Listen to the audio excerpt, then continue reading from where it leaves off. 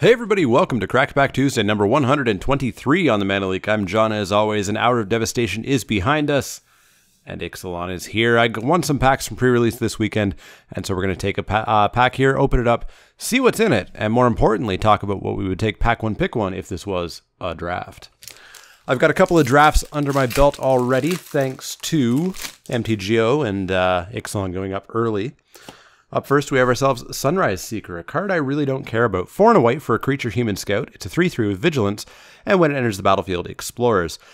I don't really like either half of this for 4 mana. It's just, or 5 mana, sorry. For 4 mana, it would be fine. 5 mana is just too expensive for a 3/3 vigilance that gets me a land, or for a 4/4 vigilance. It's way too plain. If I was desperate for a creature, maybe, but it's nowhere near a first pick.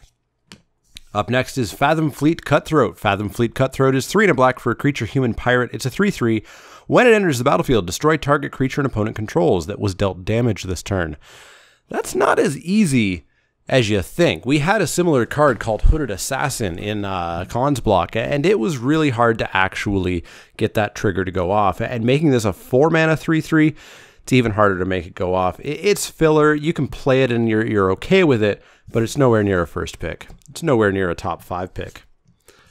Up next is Sun-Crowned Hunters. Sun-Crowned Hunters is 4 red for a creature dinosaur. It's a 5/4. It's got Enrage. Whenever Sun-Crowned Hunters is dealt damage, it deals 3 damage to target opponent. This feels just as bad as Afflict 3 did, but thankfully it's 6 mana. That's really hard to cast. This does not make it into every deck.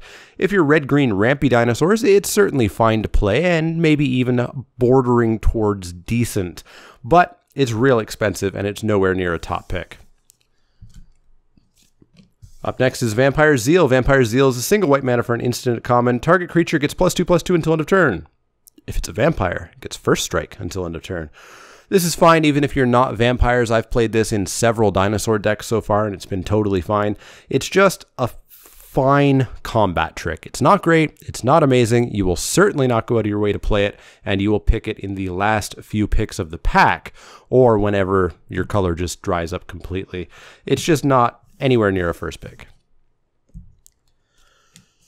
Up next is River Herald's Boon. River Herald's Boon is 1 and a green for an instant at common. Put a +1/+1 counter on target creature and a +1/+1 counter on up to 1 target merfolk. This can be, I believe, the same creature. Put +1/+1 counter on target creature. Yep, of course it can. Yeah, this is great if you're on a merfolk deck, and it's fine if you have incidental merfolks. If you have literal no merfolks, I'm curious what's going on with your deck when you're in green and there's that many decent green merfolks. And I think this is something that some people are going to get a little bit stuck on. You can play some merfolks in your dinosaur deck. You should not go so hard on the tribal that you ignore good cards of other tribes. Don't get too tied into that. And this is just a totally fine card. That being said, it's nowhere near a first pick. It's currently our first pick. I guess we can keep it in frame just to have something in frame, but let's see if the pack gets better. Up next is Prosperous Pirates. Prosperous Pirates is 4 and a blue for a creature human pirate at common. It's a 3/4. When Prosperous Pirates enters the battlefield, create 2 colorless treasure artifact tokens. They, of course, tap, sack for a color of any mana. Prosperous Pirates is, it's expensive. 5 mana is a lot for a 3/4 that gets you 2 treasures. It couldn't be too much cheaper, though. It's like Sun-Crowned Hunters. It's like Sunrise Seeker. You'll play it if you have a spot near your 23rd card, nowhere near a first pick. Deeproot Warrior is a good example of one of these merfolk that doesn't have to be in the merfolk deck. It can absolutely be in the green-white dinosaurs deck or the black-green merfolk vampire dinosaur pirate deck. It can go wherever. It's a 2 mana creature merfolk warrior at common. It's a 2/2. Whenever it becomes blocked, it gets +1/+1 until end of turn. So it attacks like a 3/3. Totally fine. Totally fine. You'll play probably every single copy of this. You'll pick it right in the middle of the pack and never, ever, hopefully ever, first pick it.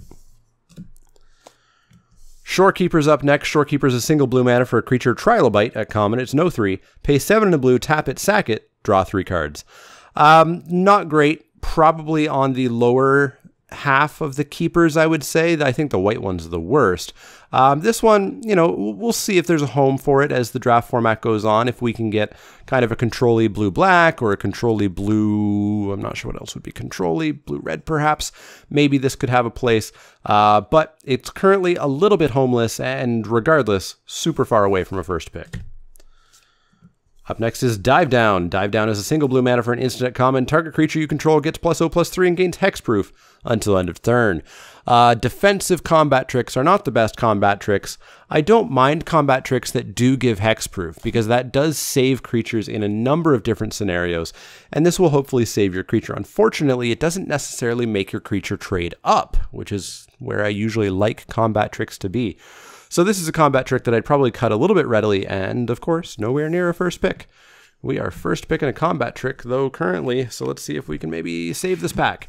Grazing Whiptail is 2 green for a creature dinosaur. It's a 3/4 with reach. It's a slightly bigger giant spider, and slightly harder to cast. This is fine. You can main deck this. It's not a card you go out of your way to main deck. It's not a great card. Probably even functions a little bit better in the sideboard when you find yourself up against some flyers, but it's fine enough. It can, I guess, hang out in frame for now as the final common in the pack. Let's see if the uncommons can save us. Vicious Conquistador is a single black mana for a creature vampire soldier. It's a 1/2. Whenever Vicious Conquistador attacks, each opponent loses 1 life. This is a card that has people all over the board. Some people think this is amazing. Some people think this is awful. I don't know where I end up just yet. There are aggressive decks in this format, absolutely. This format can be fast. The aggressive decks keep the other decks a little bit in check. Thankfully, unlike previous formats that will not be named, it does seem as though you can build to stop the aggro decks if you build properly. But this is definitely part of the aggro decks. I really don't know how it is, though. I haven't played with it, but I have seen it played, and I've seen it played to some really good extent. So I'm out on this so far on what I will kind of grade this and kind of play this as. Regardless, I don't think I ever first pick it. I think I pick it quite a bit later after I've really settled into, okay, I'm the fun police this time around. I'm going to be the aggro deck. So I don't think it is a first pick, regardless of if it's good or bad. And if it's good or bad is up for pretty strong debate. Our next uncommon is Otepec Huntmaster. Otepec Huntmaster is 1 and a black for a creature, human, shaman, and uncommon. It's a 1/2. Dinosaur spells you cast cost 1 less to cast. Tap, target dinosaur, gains haste until end of turn. I played with this in a fun draft that I unfortunately didn't record. I was red, white dinosaurs again for the 3rd time in a row. And I had, I think, 10 dinosaurs, and this was solid. This made my creatures cheaper. It made my Regisaur Alpha a 4-drop, which turns that card from one of the best cards in the set to an utterly busted card. This is just fine. That being said, I don't think I pick it until I'm heading towards dinosaurs, because other players may be cutting dinosaurs on you. I prefer to see this a lot more in Pack 2 and Pack 3. Once I've already headed down that route, I don't think I would ever first pick it. A card that I will first pick, so these cards can go away, is Walk the Plank. Walk the Plank is black for a sorcery, destroy target non-merfolk creature. That's a lot of creatures in the set. Yes, it's one of the 4 tribes that you can't kill, except, as I talked about, tribe decks aren't 100% that tribe. The merfolk deck, the blue-green merfolk deck, isn't 100% merfolk. There's gonna be targets for this. And the odd time that you do run up against the heavy merfolk deck, you just sideboard this out in game 2. The number of matchups where this will be unconditional 2-mana removal are significantly higher than the matches where it won't be. So you main deck this, you first pick this. This is just solid removal. Fantastic. It can hang out in frame, and we'll just have to see if it competes with the rare or not. The rare is Mavrin Fane, Dusk Apostle, 2 and white for a legendary creature vampire cleric. It's a 2/2. Whenever 1 or more non-token vampires you control attack, which includes him, create a 1/1 white vampire creature token with lifelink. This is a fantastic vampire build around. Stuff your deck with vampires, even if they're a little bit mediocre, and suddenly every single one of them pops out a 1/1 lifelinker every time it attacks. Yeah, I like Mavrin Fane quite a bit. I really desperately want to play with it. If I was at FNM this week or next week, I'd probably take Mavrin Fane to give it a try. However, the absolute realistic pick is simply Walk the Plank. This should be your first pick every single time it's in the pack. There's almost no rares that you would not pick this, that you would pick over this. You would, of course, pick your Regisaur Alphas, and you would pick your, I guess your Vraskas over this, but not much else goes over Walk the Plank. Walk the Plank is just a fantastic card to see in your first pack, and you're going to be pretty happy to take that. So that's my first pick. That's probably your first pick, but if it's not, I want to hear what your first pick is and why in the comments down below. As always, if you have any questions, comments, or suggestions, you can find me on Twitter at the Mana Leek. That's Leek, like the vegetable, not the card. You can also find me at, where can you find me? Facebook.com/TheManaLeek, Twitch.tv/TheManaLeek, and Patreon.com/TheManaLeek. If you like the content, click that thumbs up button. If you haven't already and you want to see more, click subscribe. And if you do have questions, comments, or suggestions, let me know. Otherwise, see you all next time.